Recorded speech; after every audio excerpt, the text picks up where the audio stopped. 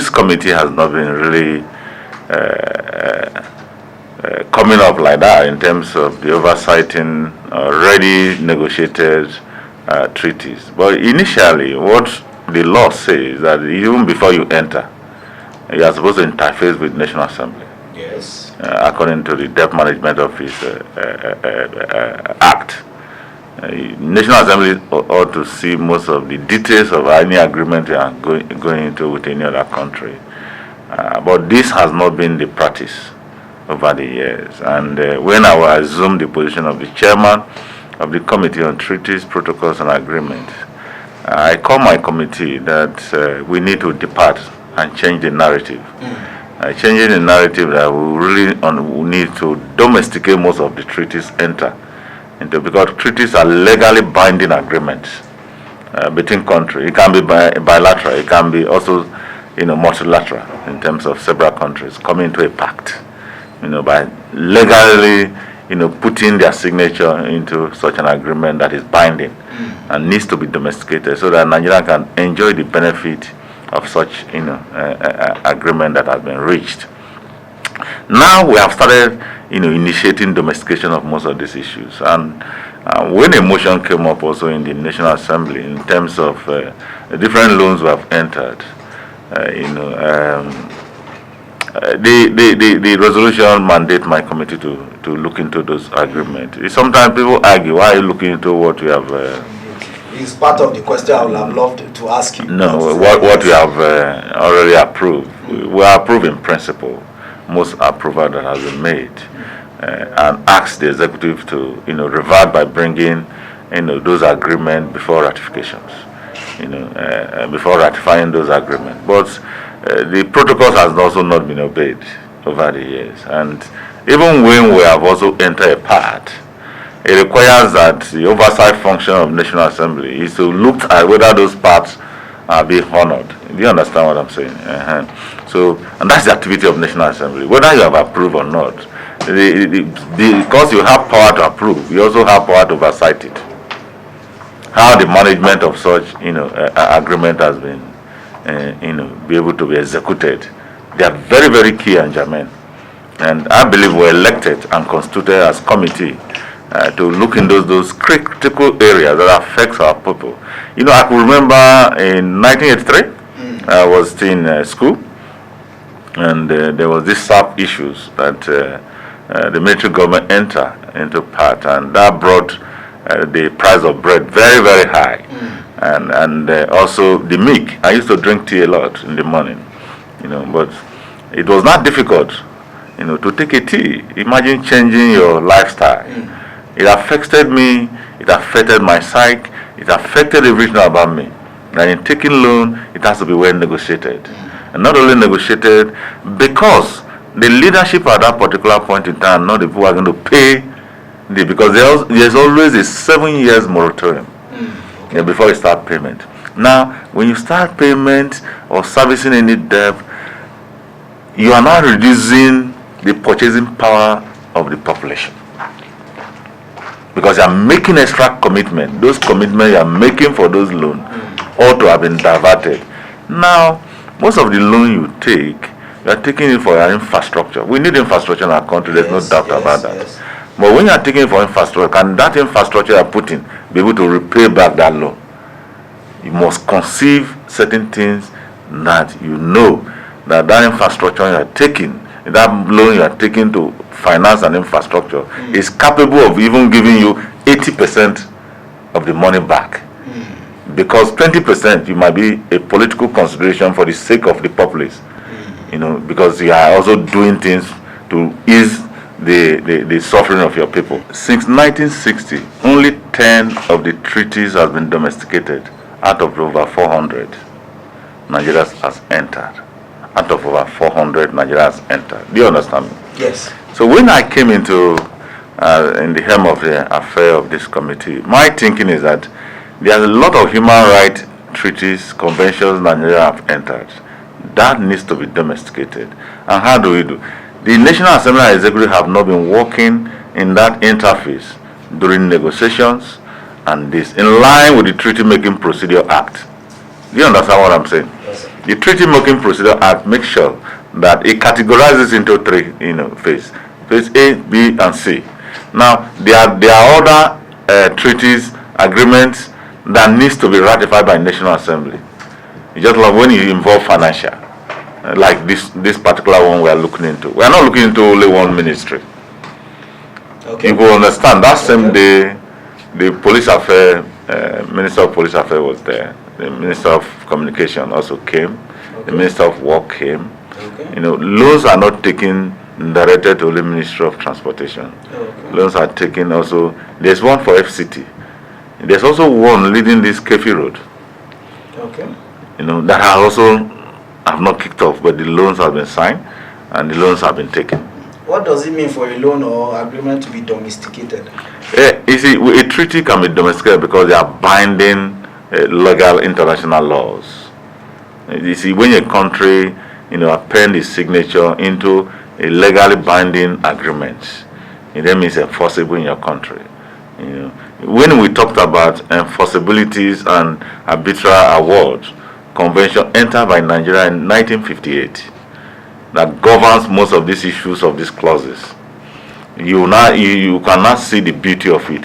And not only that, in 2014, the executive took decision that in going forward in terms of negotiation, that applicability of not waiving our immunity should be one priority. MC, I don't know if you understand what I'm saying. Very well. Should be one priority. Very well. And that particular executive order that was issued on 14th, I think it should be on 14th of August, 2014, is a very, very germane to guide you when you are negotiating. But in going forward, most of these issues were relegated to the background. That means officers of government do not take into cognizance a decision of the Federal Executive Council. There are many treaties Nigeria have entered under international space. They are enforceable, but inside our country it's not enforceable because it has not been domesticated. You talk of ECOWAS protocol that the president cited last time during the election, that 6 months to election, you don't need to amend the law, electoral law. But Nigeria have not domesticated. Nobody questioned. Do you know up to today Nigeria have not domesticated that protocol? So in the face of our country, it's not binding. It's not enforceable.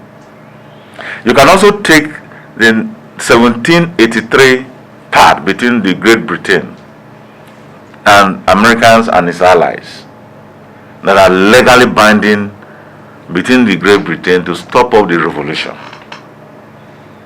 So those are agreements that are legally binding. In terms of form and type, you can look at the historical treaties. You also looked at a peaceful treaty part, and you also look at the modern treaty.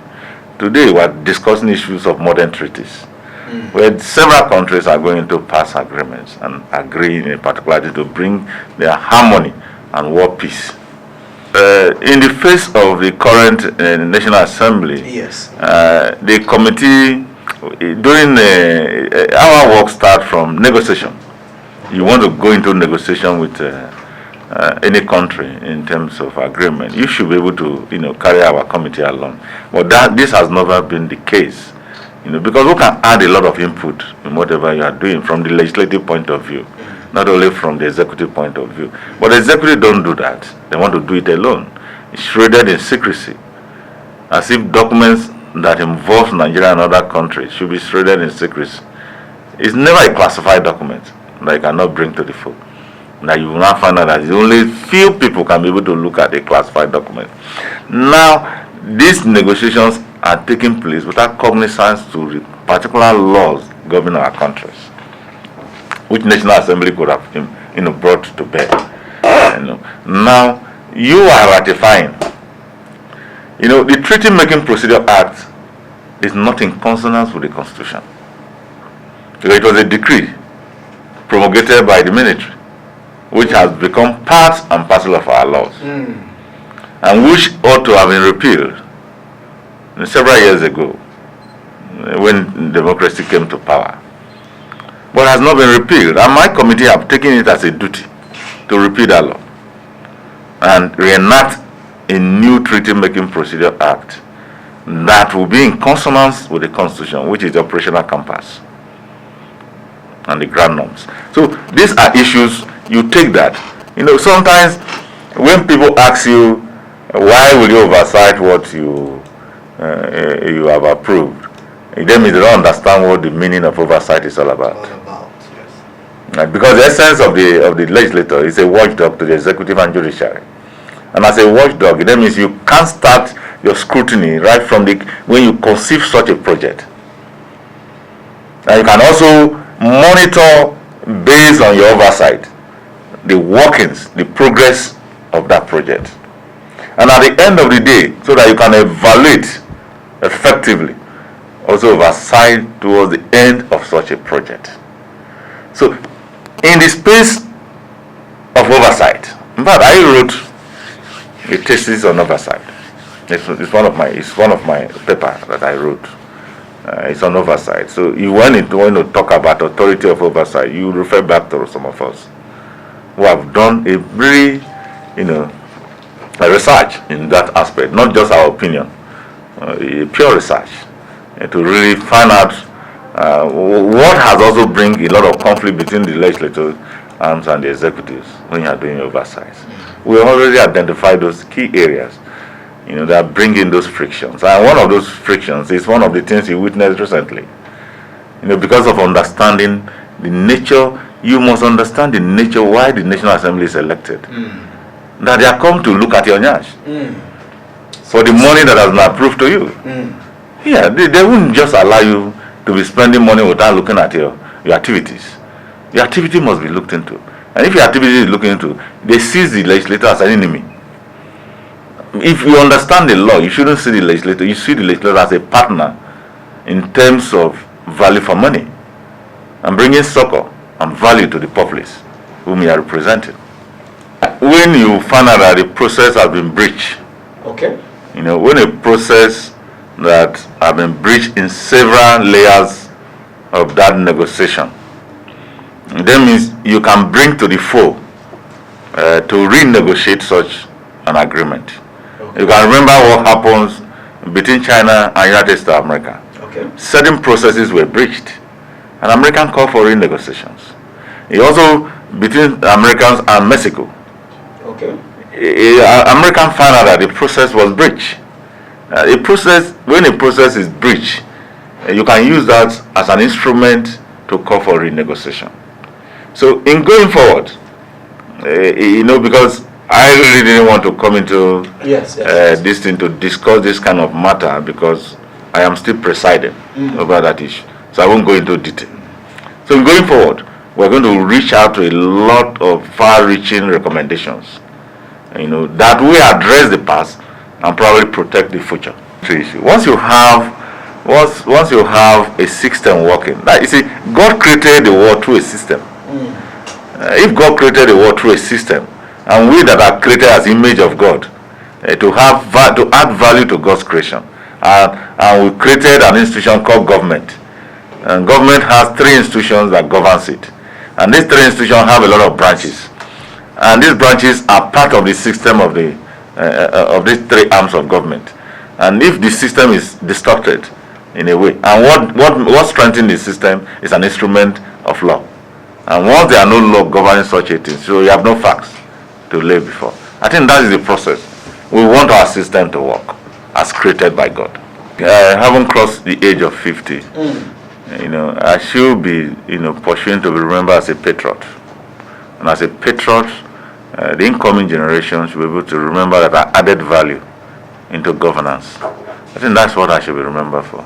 And that's my driving force, that's my passion. I want to be remembered as somebody who have come to the National Assembly to add value and to change the system, how it works, to be better.